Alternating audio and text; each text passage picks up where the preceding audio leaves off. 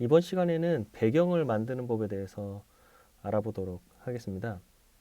배경은 하나하나 지정을 해서 어떤 위치에 어떤 게 들어갈지 정해서 만드는 법도 있는데요. 음, 그렇게 하면 좀 품이 많이 들어가기 때문에 꼭 배경이 정해진 위치에 있지 않아도 되는 그런 스테이지의 경우에는 랜덤하게 배경이 만들어지도록 하는 것이 더 편할 수도 있습니다. 그래서 여기서는 직접 배경을 만드는 법과 랜덤하게 배경을 만드는 법 두 가지 방법을 다 보여드리도록 하겠습니다. 우선은 게임 플레이 킷의 랜덤 기능에 대해서 설명을 드리도록 하겠습니다. 게임 플레이 킷에서 제공하는 랜덤 소스는 어, 몇 가지 방식이 있는데요. 음, 일반적으로 랜덤 함수는 소스를 하나 넣으면 거기서 컴퓨터가 알아서 랜덤 값을 반환해주는 그런 형태가 되어 있는데요. 게임 플레이 킷에서는 소스를 여러 가지를 쓸 수 있게 하고 그 랜덤이 발생할 때 그 분포를 어떻게 하는지까지 결정을 할 수가 있습니다. 일단은 랜덤을 어떤 소스를 이용하느냐를 결정할 수 있게 하는 GK 랜덤 소스에 대한 내용을 설명드릴 건데요. 어, 이 GK 랜덤 소스 클래스는 세 가지 방식으로 랜덤을 생성할 수 있습니다. 우선은 아크4 알고리즘, GK 아크4 랜덤 소스라는 게 있는데요. 이거는 아크4 알고리즘으로 랜덤 값을 만들어내는데 오버헤드가 낮고 랜덤성이 좋다는 특징이 있기 때문에 일반적으로 게임에 사용하실 때는 이 아크4 랜덤 소스를 사용하시면 충분합니다. 두 번째는 GK 리니어 콩그루엔셜 랜덤 소스라는 게 있는데요. 이것은 이제 리니어 콩그루엔셜 선형 합동 생성기를 이용을 하는 거고요. 오버헤드는 낮지만 값이 겹치는 등의 일이 있기 때문에 랜덤성이 그렇게 좋다고 할 수는 없습니다. 그리고 GK 메센 트위스터 랜덤 소스라고 하는 게 있는데 이거는 메모리 소비는 크지만 랜덤성은 매우 좋은 걸로 알려져 있습니다. 기본적으로는 아크4 알고리즘으로 만들어서 사용한다고 생각하시면 됩니다. 두 번째로는 GK 랜덤 디스트리뷰션 클래스가 있는데요. 여기서는 이 클래스를 이용하면 범위와 분포 형태까지 지정을 해서 랜덤 값을 생성할 수 있습니다. 여기서도 역시 이 디스트리뷰션을 세 가지로 지정할 수 있는데요. GK 랜덤 디스트리뷰션은 그러니까 범위 안에 지정한 모든 값의 확률이 동일하게 발생하게 됩니다. 그리고 GK 가우시안 디스트리뷰션은 랜덤 값의 확률이 이 정규 분포를 따라서 만들게 됩니다. 그러니까 중간 값이 제일 많아지고 양 끝 값은 가장 적어지는 그런 형태의 랜덤 값이 나타나게 됩니다. 그리고 GK 서플드 디스트리뷰션은 랜덤 디스트리뷰션과 다르게 랜덤 디스트리뷰션에서는 값이 겹칠 수도 있는데요. 이 서플드 디스트리뷰션에서는 지정한 범위 내에서 생성하는 값이 절대 겹치지 않도록 랜덤 값을 생성해 줍니다. 예를 들어서 주사위를 굴릴 때 랜덤 디스트리뷰션의 경우 모든 값의 확률이 6분의 1이지만 1이 두 번 나올 수도 있고 2가 뭐 세 번 나올 수도 있고 그렇게 되죠. 그런데 이 셔플드 디스트리뷰션에서는 1이 한 번 나오면은 그 다음 굴릴 때는 1에서 6까지 1에서 6까지 값이 하나씩 나오지 않는 이상은 1이 두 번 나오지 않게 됩니다. 그런 특징이 있고요. 이것은 이제 에, 그때 사용하는 용도에 따라서 선택을 하시면 됩니다. 그러면 실제로 배경을 만들어 보도록 하겠습니다. 자, 그럼 게임을 위해 새로운 프로젝트를 만들어 보도록 하겠습니다. 프로젝트는 게임을 지정해 주시고요.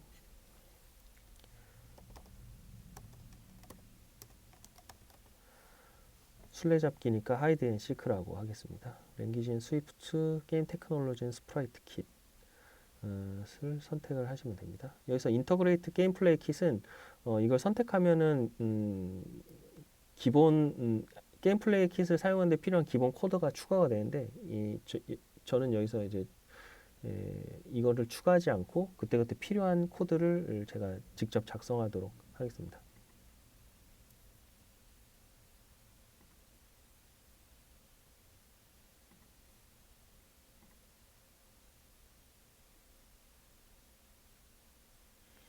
자, 프로젝트가 만들어졌습니다.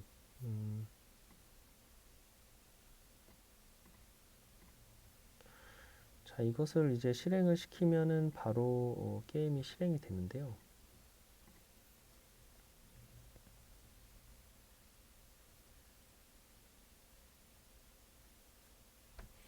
자, 이렇게 헬로 월드가 뜨고 클릭을 하면 터치를 하면은 그거의 터치에 맞는 위치에 이런 사각형 빙글빙글 돌아가는 사각형이 생기게 됩니다.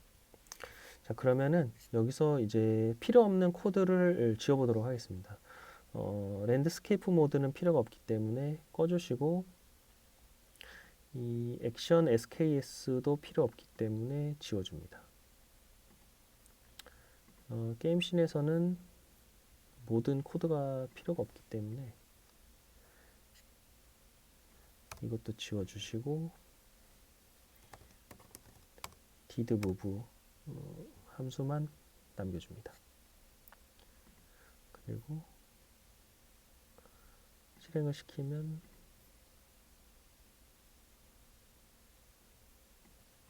헬로 월드 여기서 이제 헬로 월드 부분은 이 게임스 SKS에 있는데 이 부분도 지워줍니다. 자, 그러면은 이제 빔 프로젝트가 생성이 되었습니다. 자, 그러면은 이제 배경을 만들어 보도록 하겠습니다.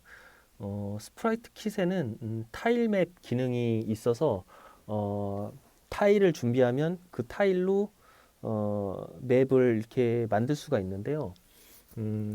일단은 그 타일 맵으로 쓸 기본 타일을 준비하도록 하겠습니다.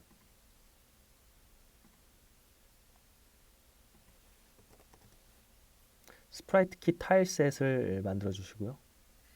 그리드 타일셋 템플레이트는 여러 가지가 있는데 그리드 타일셋을 선택합니다. 이름은 타일셋으로 하겠습니다. 자, 그러면 타일셋 SKS 파일이 생기게 되고요. 이 안에 그라스, 샌드, 커블스톤, 워터 이렇게 네 가지 종류의 타일 셋이 생기게 됩니다. 이 그림들은 이 에셋 안에 자동으로 이제 생기게 되고요. 이 그리드 파일 안에 이 그림 파일이 자동으로 들어가게 됩니다. 그러면은 이 타일 셋을 이용해서 이 게임 씬에 이 타일을 그려보도록 하겠습니다. 우선은 이 씬에다가 타일 맵을 붙여주는데요. 이 타일 맵 노드를 붙여줍니다.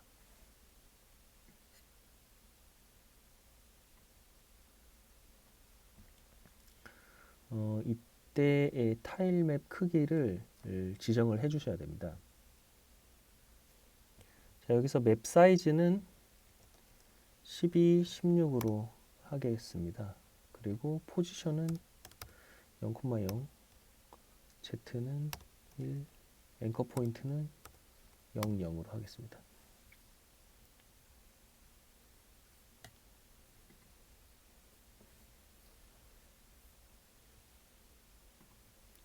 그래서 앵커 포인트를 0, 0으로 해줍니다.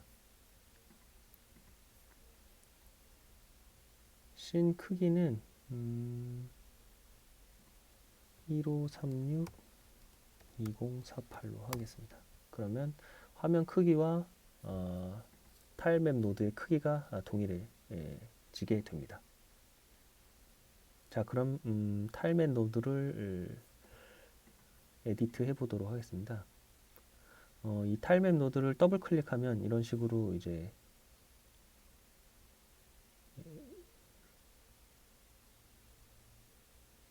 에디트를 할 수가 있게 됩니다. 그럼 여기서 네 가지 블록을 선택을 할 수가 있는데요. 그 중에 하나를 골라서 예를 들어서 이렇게 샌드를 골라서 이렇게 그리면 이런 식으로 샌드가 꽉 차게 됩니다.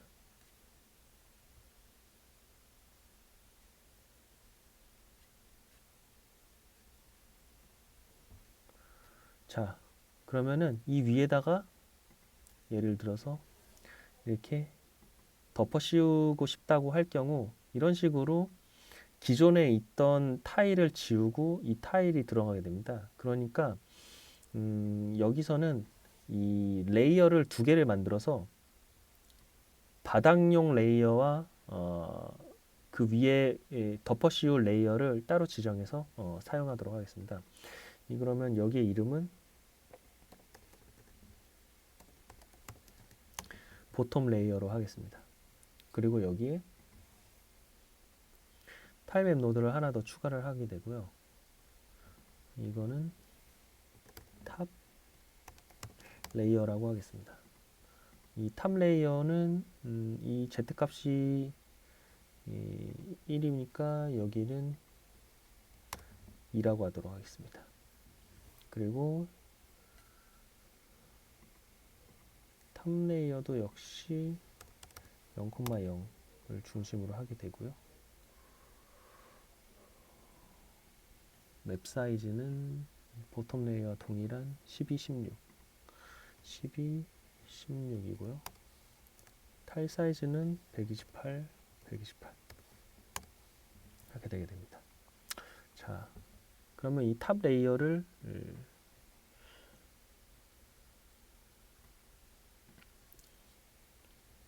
에디트를 해볼 건데요. 탑 레이어에다 대고 자, 에디트를 해보겠습니다. 화면에는 길을 이런 식으로 낼 거고요.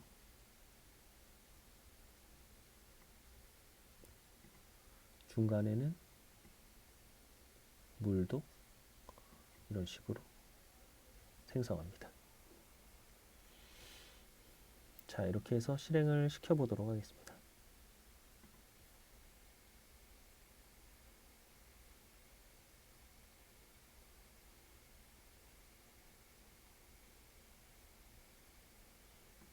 자, 이렇게 화면에 지정한 대로 타일맵을 그린 것에 따라서 이렇게 표시가 되는 것을 알 수 있습니다.